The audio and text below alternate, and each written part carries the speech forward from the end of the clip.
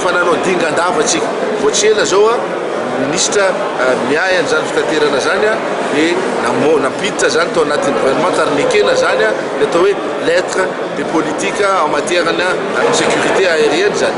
Mandritry ny herintaona dia ny ministra malagasy misahana ny fitanterana sy ny famantarana ny toetry ny andro indray no hitarika ny komitin'ny ministra eo anivon'ny ASECNA. Manana teny ambara ihany raha mikasika ohatra zao hoe ireo famatsina fampitaovana apetraka amin'ny firenena tsirairay avy mety mahazo tombony ihany ny firenena malagasy amin'izany ary tsy maintsy zay moa tsy maintsy hoezaka atao mazava ho azy koa fa betsaka ny fanampy mipetraka amin'ity ASECNA ty amin'ny fotoana zao ao anatin'izany ny fametrahana fanampy mikasika ny ampitambarana an'ireo le lanitry Afrika iray zany zany hoe ciel unique africain izay fampirarahana amin'ny Union africaine eto Madagasikara no andraisana amin'ilay fanapahan-kevitra izay zavatra goavana be zany ary manamarika ny tantara zany tare zavatra voninahitra lehibe ho an'ny firenentsika zany.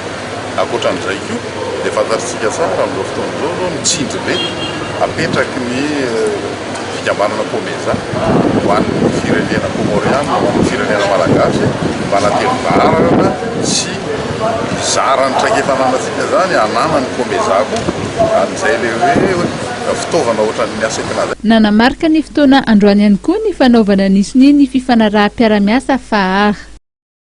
Tontolon'ny fizahantany mahatratra 17 ireo orinasa misehatra eo amin'izay tontolon'ny fizahantany izay niforona tao anatin'ny embolana voalohany tamin'ity taona ity. Io moa ny fanamariana izay nentin'izy ireo teo anivon'ny EDBM. Ny EDBM dia rantsana iray misehatra ao anatin'izay tontolo izay nampahafantarany tamin'ny fomba ofisialy zany. 17 zany ireo orinasa tao amin'ny sehatry ny fizahantany no niforona.